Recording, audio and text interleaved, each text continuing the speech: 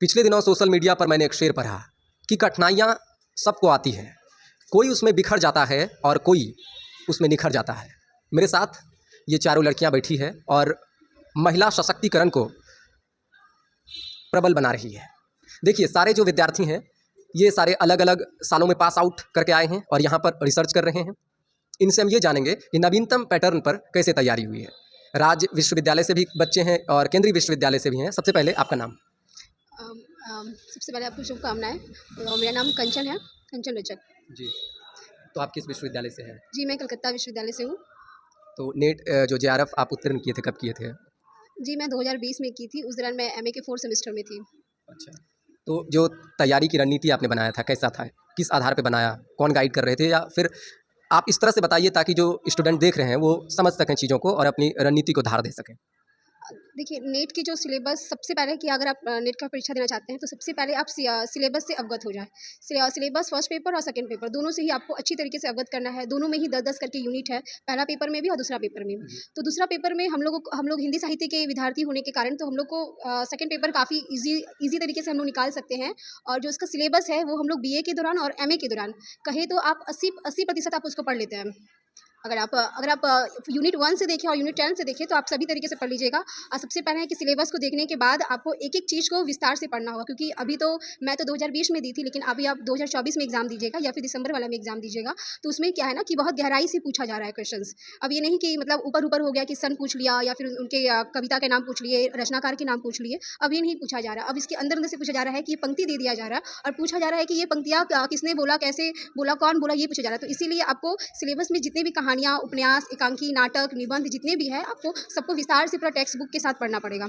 और first paper के लिए क्या होता है ना कि हम लोग हिंदी साहित्य के स्टूडेंट हैं, तो हम लोगों के लिए मैथ और रीजनिंग थोड़ा कठिन हो जाता है, क्योंकि हम लोग मैथ से इतना अवगत नहीं कर पाते हैं, रीजनिंग से इतना नहीं जोड़ पाते हैं। तो उसके लिए आपको है कि आप पिछले साल से जितने भी प्रश्न वहाँ पे आ चुके हैं, तो आप कोशिश करिए कि आप एग्जाम देने के 10 साल के जितने भी पेपर आ चुके हैं, आप पहले प्रश्नों से अवगत होइए और उसके बाद टेक्स्ट बुक पढ़िए। कोई सा भी अब बाजार में बहुत सारी किताब मतलब उपलब्ध है, दृष्टि, आर्यंथ, मतलब बहुत सारी किताब है यहाँ पे। तो आप कोई भी किताब लेके आ जाइए गाइड के रूप पर, और उसको पहले सिलेबस के तो आपको अवगत करना ही है, और उसके पास की यूनिट के हिसाब से क्वेश्चन पेपर के साथ आप अवगत कर सकते हैं। अब मतलब इतना भी टफ एग्जाम नहीं है कि आप नहीं निकाल सकते हैं। आप अगर अच्छे से मेहनत करें, लेकिन हाँ, आपको अच्छे से पढ़ना पड़ेगा। ये नहीं कि यूट्यूब का सिर्फ वीडियो देख लिए तो उससे आपका नहीं होगा। आपको स्वयं भी मतलब पढ़ाई करना पड़ेगा और उसको अच्छे तरीके से अवगत करवा के आपको पढ़ना पड़ेगा तभी। अच्छा, मैंने अक्सर देखा है कि जो हिंदी साहित्य के बच्चे हैं पेपर 1 को नहीं पढ़ते हैं और भगवान भरोसे ही जाते हैं। जी नहीं, आपने क्या किया था? सबसे पहली बात कि पेपर 1 के लिए हम सच बता रहे, पेपर 2 से ज़्यादा हम मेहनत पेपर 1 में किए थे, क्योंकि पेपर यूनिट 1 जो सबसे पहला है ये शिक्षण अभिवृत्ति और शोध अभिवृत्ति जो दोनों है ना, तो दोनों को आपको ना पूरा अच्छी तरीके से पढ़ना है, क्योंकि उसमें से ही कम से कम आप हर एक यूनिट से 5 करके क्वेश्चन आते हैं। तो पहला यूनिट, फिर दूसरा यूनिट पढ़िए अच्छे से। और उसमें एक और सबसे अच्छा है बोध वाला, जिसमें हम लोग अनसीन पेपर जिसमें बोलते हैं हम लोग, तो उसमें आप अच्छे से स्कोरिंग कर सकते हैं। आप उसके लिए क्या है कि ना, हर दिन आप अखबार पढ़िए और पढ़ने की स्पीड उसमें बढ़ाइए। दूसरा है कि मैथ में आप डीआई जो होता है, वो डीआई तो आपको 5 नंबर फ्री में दे देगा, अगर आप उसको हर दिन प्रैक्टिस करते जा रहे हैं, एक-एक करके प्रैक्टिस कर रहे हैं। यूट्यूब पे भी लाखों करोड़ों वीडियो वहाँ पे उपलब्ध है, आप वहाँ से भी देख सकते हैं प्रश्नों को, तो वहाँ से आप एक-एक करके देख सकते हैं। और रही बात रीजनिंग का, तो रीजनिंग का कुछ नहीं है। रीजनिंग का आप ए से लेकर जितना नंबरिंग होता है कि ए में 1 है, बी में 2 है, उस तरह से देख लीजिए। थोड़ा-सा पजल-वजल जैसे ऊपर नीचे होता है, कोडिंग डिकोडिंग, वो देख लीजिए, तो उससे आपका हो जाएगा। और रही बात आपका 10 नंबर, ये सब वो क्या हम लोग बोलते हैं ना, जीके वाला क्वेश्चन जो अखबार में आता है कि अभी जो नई शिक्षा नीति की जो उसमें आए हैं ना, कि उसमें क्या है 1 से लेकर 4 तक की कौन सी पढ़ाई है, 6 से लेकर 7 तक, 8 तक का कौन सा है, तो आप उसको थोड़ा देख लीजिए, कब ये प्रस्तावना आया, कौन प्रस्तावना दिया, तो ये सभी क्वेश्चन पूछा जाता है पूरा। अच्छा, जैसा कि मैम ने बताया कि किस तरह से तैयारी करना है, आप अपना नाम बताइए और विश्वविद्यालय? नाम बेबी कुमारी है, मैं मगध यूनिवर्सिटी से हूँ, मगध विश्वविद्यालय से पीजी किया था मैंने 2021 में, मेरा हुआ सेकेंड अटेम्प्ट में। सबसे पहले तो बहुत बहुत धन्यवाद जो आपने ये इंटरव्यू कराया। मैं चाहती हूँ इस इंटरव्यू के जरिए बहुत सारे बच्चे, जो आगामी बच्चे नेट जेआरएफ की तैयारी करेंगे, उसको बहुत सहयोग मिलेगा इसको देखने के बाद। इसके लिए बहुत बहुत आभार। अच्छा, ये बताइए, कहा जाता है कि बिहार जैसे विश्वविद्यालय में, आप मगध यूनिवर्सिटी की बात किए कि ग्रेजुएशन यहीं से हुआ है। अच्छा, ललित मिथिला यूनिवर्सिटी से। तो लेकिन यहाँ तो बिहार में कहा जाता है कि बच्चे पढ़ाई को लेकर उतने जागरूक नहीं हैं। ऐसा नहीं है, यदि मतलब प्रतिभा हो, लगन हो, मेहनत हो, करता है तो करते हैं बच्चे। यहाँ से बहुत बच्चे आजकल आईएएस में भी देख लीजिए आप, हर जगह बहुत मतलब नाम ये कर रहे हैं। बशर्ते यहाँ पे सुविधा की कमी है, प्रतिभा की कमी नहीं है, सुविधाओं की कमी है, इसीलिए मतलब पीछे रह जाते हैं बच्चे। कौन-कौन सी किताबें पढ़े थे, या आपका क्या परीक्षा को लेकर जो आपने एक योजना बनाया था वो क्या था? किताबें तो बहुत है, देखिए केवीएस मैदान भी फर्स्ट पेपर के लिए है, अरिहंत का है, फिर दृष्टि का भी अभी आ गया है बाजार में। उस टाइम तो मैं ये नहीं, लेकिन जितना भी सिलेबस जैसे कि बताया मेरे दोस्त ने, जो सिलेबस सबसे अहम भूमिका होती है उसमें, तो सबसे पहले तो सिलेबस क्या है उससे अवगत होना, और हमेशा सिलेबस को लेके उसको समझना, ये बहुत बड़ी बात होती है। सिलेबस को आप समझ जाते हैं और मतलब जैसा कि बताई फर्स्ट पेपर जो बोल रहे थे, फर्स्ट पेपर में मतलब दिक्कतें आती है जो हिंदी साहित्य के छात्र हैं उसके लिए, मैथ्स, रीजनिंग वगैरह, डाटा इंटरप्रिटेशन। लेकिन मेरा मैथ्स और रीजनिंग अच्छा था, इसलिए मेरा स्कोर इसमें ज़्यादा हुआ था फर्स्ट पेपर में। तो सबका बहुत सारे बैकग्राउंड मतलब रहते हैं बच्चे, उसका मतलब मैथ्स रीजनिंग नहीं अच्छा होता है, लेकिन जेआरएफ करने के लिए आपको जितनी मतलब शिद्दत से आप तैयारी करते हैं ना, सेकंड पेपर अपने सब्जेक्ट के ऊपर में पकड़ बनाते हैं, उतना ही आपको फर्स्ट पेपर के लिए भी करना पड़ेगा, तभी आपका जेआरएफ हो पाएगा। तो दोनों को मतलब समय तो रेगुलरिटी मतलब एक होता है ना, 8 घंटे 10 घंटे हम कंटिन्यू पढ़ लेते हैं, 2 महीना खूब मेहनत कर लिए और फिर कुछ हो गया ना, एग्जाम नहीं हो पाता है, चाहे कुछ प्रॉब्लम है, कुछ हमारा प्रॉब्लम इश्यू चल रहा है, तो फिर हम क्या कर देते हैं, गैप कर देते हैं, 1 सप्ताह 2 सप्ताह फिर गैप कर देते हैं। तो ऐसा नहीं है, रेगुलर हम 4 घंटा ही पढ़ते हैं ना, लेकिन रेगुलर बना के रखना है, क्योंकि इसका सिलेबस बहुत विस्तार में है। नेट जेआरएफ का सिलेबस बहुत विस्तारित है, फर्स्ट और सेकंड पेपर दोनों इतना विस्तारित है कि मतलब इसीलिए इसको 6 महीना के गैप पे एग्जाम लिया जाता है, क्योंकि अपने आप में इतना विस्तारित है ना ये पेपर। तो 6 महीने मतलब बहुत काफ़ी हैं यदि अच्छे से हम तैयारी करें, लेकिन रेगुलर अब 4 घंटे 5 घंटे ही पढ़ना है, और सबसे बेस्ट मतलब ज़्यादा कि रिवीजन हमको मतलब जितना हम पढ़ते हैं आगे ना, उतना बशर्ते रिवीजन मुझे करते जाना है, नहीं तो फिर जितना पढ़े हैं फिर उसका कुछ फ़ायदा नहीं है रिवीजन। पेपर वन किसी बच्चे का बहुत कमज़ोर है, अक्सर ही होता है, मैंने देखा है, जितने लोगों को मैं जानता हूँ और कई लोग सवाल भी करते हैं, उनको कुछ नहीं आता है, तो वो क्या करें? ऑनलाइन क्लास सब ले लें या उनको कुछ आता ही नहीं है? हाँ, ऑनलाइन क्लास भी ये हेल्पफुल है इसमें, और इसमें कि जैसे कि 10 यूनिट है फर्स्ट पेपर में, आईसीटी है, ठीक है, मैथ रीजनिंग को आप छोड़ दीजिए, तो एक आईसीटी है, ठीक है, और टीचिंग एप्टीट्यूड ये है। आईसीटी का मतलब बहुत कम कॉन्सेप्ट, मतलब होता है ना बेसिक, उसमें फुल फॉर्म मतलब रोम क्या है, रैम क्या है, सीपीयू वगैरह ये सब, इससे ज़्यादा मतलब ऊपर हाई लेवल का नहीं पूछता है, क्योंकि हम लोग जिस बैकग्राउंड से बिलोंग्स करते हैं ना, तो उतना ही मतलब बेसिक चीज़ें जानना होता है, तो उस पार्ट को हम कर सकते हैं, कंप्लीट कर सकते हैं, जिससे कि हमारा 30-40 नंबर कम से कम हो जाए। पेपर वन में कितना नंबर सही करना है? पेपर 30 क्वेश्चन आपको सही करना है, कम से कम 30 क्वेश्चन, अधिक से अधिक आप जितना करेंगे उतना आपको हेल्पफुल मिलेगा, क्योंकि सेकंड पेपर आपका थोड़ा कमजोर भी जाता है, तो इसमें मार्क्स जुड़ के आपका हो जाता है, मार्क्स बढ़ जाता है, लेकिन मिनिमम ना 30 मार्क्स आना चाहिए, तभी आपका काउंट होगा, और आगे कॉपी में नहीं तो बशर्ते आपका भले ही 200 आप स्कोर कर लेते हैं उसमें, आप अपने सब्जेक्ट में, लेकिन इसमें आपका 30 मार्क्स से कम है, 30 से कम है, तो आप फेल हो जाएंगे। तो 30, ऐसा भी नियम? हाँ हाँ बिल्कुल ऐसा नहीं है, 15 क्वेश्चन सही करना है? क्वेश्चन सही करना ही है आपको, 30 नंबर से आपका कम नहीं होना चाहिए फर्स्ट पेपर, इसीलिए वो फर्स्ट पेपर भी अहम रोल निभाता है, और आप थोड़ा सा मेहनत करते हैं तो आप कुछ कर कह रहे सकते थे? हैं। हाँ, सबसे बड़ी बात है ना कि यूजीसी नेट एग्ज़ाम में ना हम लोगों का इसमें नेगेटिव मार्क्स नहीं होता है। हाँ। तो ये बात है, क्योंकि बाकी प्लस एग्ज़ाम आप पॉइंट है। देख लीजिएगा तो उसमें स्टेट या फिर कोई भी सेंट्रल एग्ज़ाम में तो आपका एसएससी, रेलवे जो भी एग्ज़ाम है तो आपको उसमें ना पहले नेगेटिव इसमें मार्क्स भी हुआ होता है। करता था, लेकिन पहले इसमें इसमें भी सबसे negative प्लस पॉइंट हम लोग के लिए है कि नेगेटिव मार्क्स नहीं है। तो ये आप जितना भी तुक्का भी कभी-कभी सही हो जाता है तो आप वो आप कर सकते हैं। attempt इतना कर सकते मतलब हैं, कोशिश ऐसा नहीं कि आप डर के एग्ज़ाम में बैठिए कि नहीं हमको ये करना। आप जितना मतलब अपने आप को काम डाउन करके पढ़ सकते हैं या फिर एग्ज़ाम में बैठ सकते हैं तो आप कर सकते हैं एग्ज़ाम में। सबसे बड़ी बात है कि इसमें हम लोग का नेगेटिव मार्क्स नहीं होता है। अच्छा, मैम से जो सवाल मैंने किया, मैं नहीं चाहता हूँ कि वो सवाल फिर दोहराऊँ। मैं ये जानना चाहता हूँ कि जिस तरह से आप तैयारी किए थे, तैयारी के दौरान ऐसी कौन-कौन सी किताबें हैं जो उपयोगी हो सकता है? या सीधे मैं कहूँ तो आपने कौन-कौन सी किताबों का अध्ययन किया था? पहले तो आपका बहुत बहुत शुक्रिया कि आने वाले जो छात्र हैं जो इस क्षेत्र में आना चाहते हैं उनको इसके माध्यम से लाभ हो, वो आगे बढ़े, यही हमारी आशा रहती है, अपेक्षा होती है। तो जो तैयारी के लिए मुख्य किताबें हैं, ऐसे तो इसका जो सिलेबस है वो विस्तृत है, 1-2 किताबों को पढ़कर आप इसको नहीं ये कर सकते हैं। सबसे जो मेरे समझ से सबसे अच्छी किताब है इसके लिए, वो है हिंदी साहित्य का वस्तुनिष्ठ इतिहास और रामचंद्र शुक्ल की हिंदी साहित्य का इतिहास। ये दोनों किताबें लगभग हर वर्ष इन दोनों किताबों से हमको लगता है कि 50% क्वेश्चन डायरेक्ट पूछे जाते हैं। अगर इन दोनों किताबों को अच्छे से पढ़ लिया जाए तो आपका 50% सिलेबस सेकंड पेपर के लिए कंप्लीट हो जाता है। अच्छा, और आप किस विश्वविद्यालय से हैं और आपका नाम? जी, मेरा नाम शोभा रानी है। मैं बाबा साहेब भीमराव अम्बेडकर बिहार विश्वविद्यालय मुजफ्फरपुर से हूँ। यहाँ अभी शोध कर रही हूँ, गणित अच्छा, शास्त्र। अभी शोध कर रहे हैं। तो पेपर 2 के लिए आपने किस तरह से पढ़ा था? पेपर 1 पे आपकी जो पकड़ है वो कैसी है? जी, पेपर 1 जैसा मेरा साइंस बैकग्राउंड रहा है तो रीजनिंग मैथ मेरे अच्छे हैं, और जैसे टीचिंग और रिसर्च का है, ये दोनों का मैंने अलग अलग नोट्स बनाया था, जो भी सिलेबस में दिया गया है अलग अलग खंड वाइज उसका प्रॉपर नोट्स बनाए, और प्रैक्टिस का भी इसमें बहुत बड़ा रोल होता है। एक अच्छे जो प्रकाशक है उसका किताब खरीदे और उसका हर रोज कम से कम 1-2 सेट। आपके अनुसार अच्छा प्रकाशक कौन हो सकता है जो किताबें जी, मार्केट में? मैंने यूथ पब्लिकेशन का वो किताब लिया था यूथ आपने? पब्लिकेशन का वो है, जो कम से कम 2 सेट आप हर रोज़ प्रैक्टिस करिए। जैसा कि मेरे दोस्त लोगों ने बताया कि फर्स्ट पेपर अधिकांश लोगों का कमज़ोर होता है, क्योंकि हिंदी बैकग्राउंड्स में आने के बाद मैथ्स और रीजनिंग से एक तरह से छूट जाते हैं हम लोग, बहुत उन पे ध्यान नहीं दे पाते। तो इस तैयारी के दौरान DI हुआ या फिर अपठित गद्यांश जो दोनों पेपर में पूछा जाता है, इस पे फोकस करने के लिए डेली वाइज कम से कम 2 प्रैक्टिस सेट आवश्यक रूप से पेपर करना 1 और चाहिए। पेपर 2 दोनों? दोनों के कम से कम 2 तो जब बेसिक किताबें का हाँ। आपने जो ज़िक्र किया, उसके बाद और भी किताबों को पढ़ना ज़रूरी है, जैसे दृष्टि की किताब हो या कोई उनका क्वेश्चन बैंक हो? हाँ, क्वेश्चन बैंक ज़रूरी है। दृष्टि का किताब जैसे जो हमारे सिलेबस में 13 नाटक है, उसका जो संवाद है ये आजकल खूब प्रचलन में है, ये पूछे जाते हैं और दृष्टि पब्लिकेशन का किताब जो है, वो इस पे ज़्यादा फोकस करती है। तो दृष्टि पब्लिकेशन है और पाठ्य पुस्तक जो लगा हुआ है, उसका जो टेक्स्ट बुक है, उसको भी पढ़ना ज़रूरी है क्योंकि अब ये नहीं है कि आप ऊपर-ऊपर पढ़ लें और आपका हो जाए। आपको पूरे तह तक जाना है क्योंकि ये भारत की सम्मानित परीक्षाओं में से एक माने जाते हैं। तो इसके लिए आपको तह तक जाना पड़ेगा, उसको सिलेबस जो भी दिया हुआ है, उसको अच्छे से पढ़ना पड़ेगा।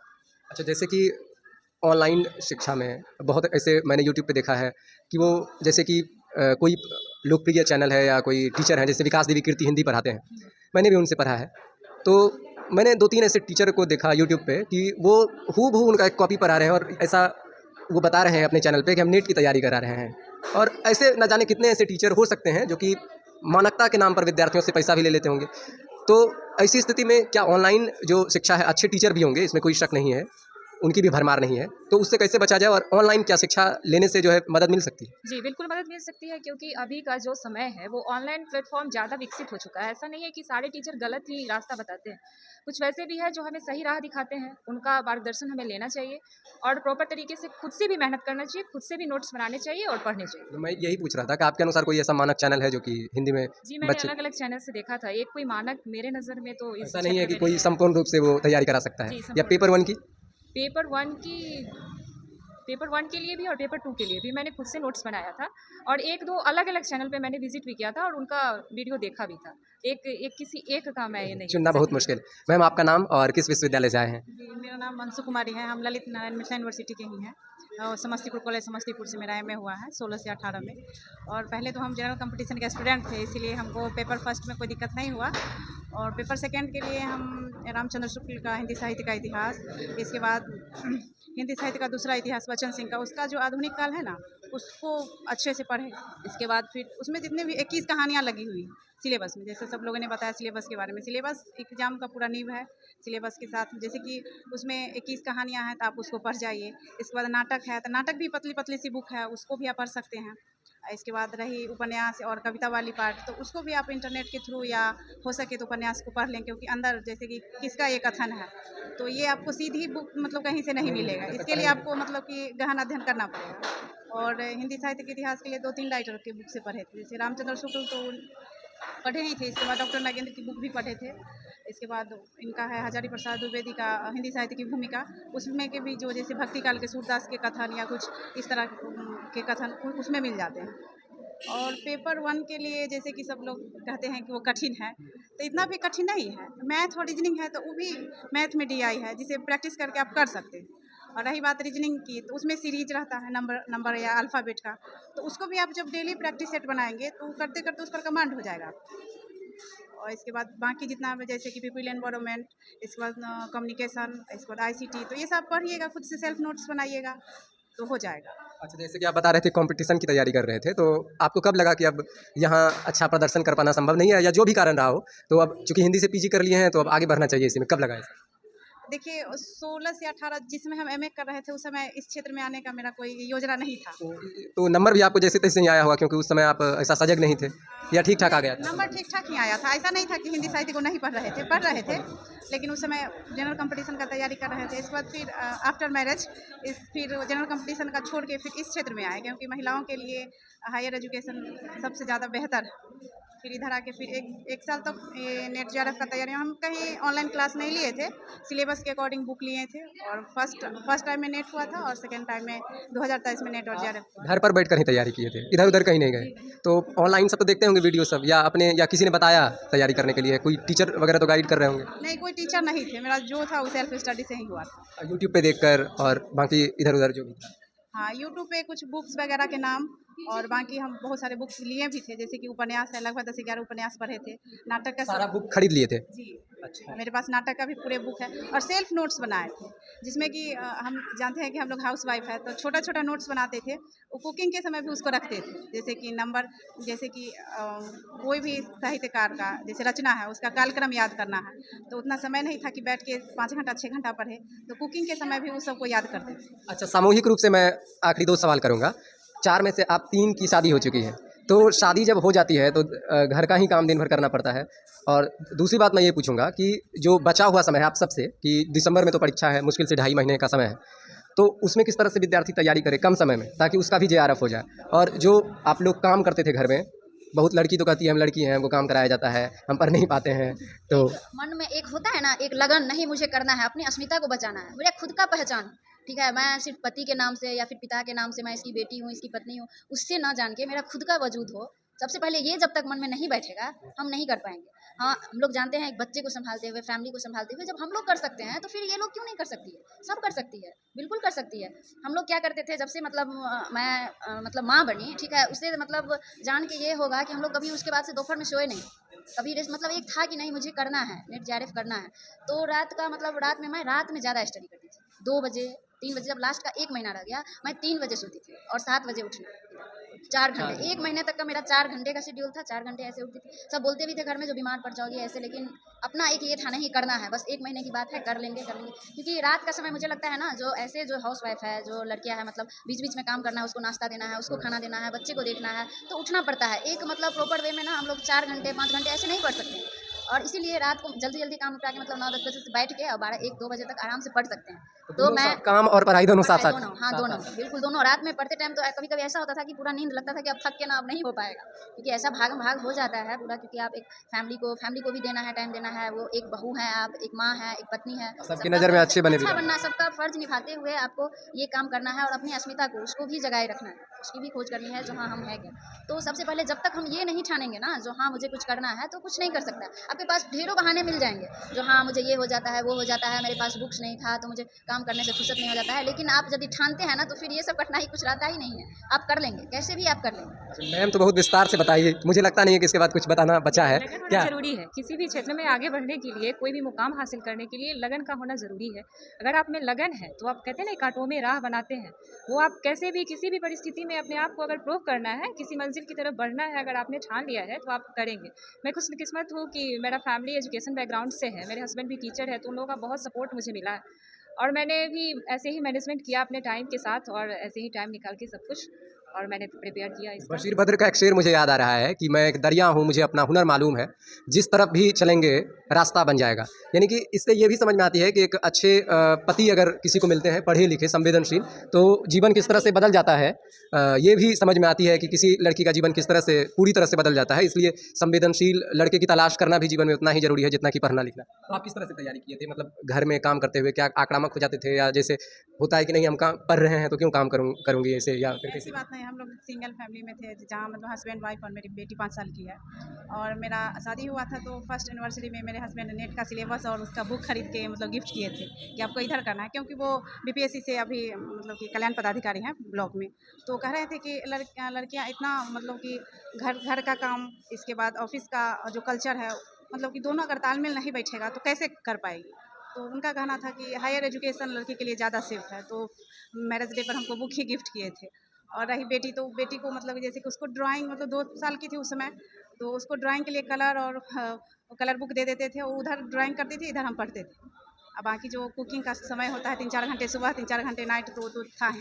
और बाकी जब वो सोती थी तो उस समय मैं पढ़ती थी। देखिए कि बिहार जैसे राज्यों में 35% हर नौकरी में ग्रुप ए से लेकर डी तक आरक्षण का प्रावधान है, 35%। तो आप समझ सकते हैं कि महिलाओं को सरकार आगे बढ़ाने में कितने संवेदनशीलता के साथ काम कर रही है। और मुझे लगता है कि इस इंटरव्यू से खास करके जो हिंदी साहित्य के बच्चे हैं उनका सचमुच मार्गदर्शन हुआ होगा। आप लोगों का बहुत बहुत धन्यवाद।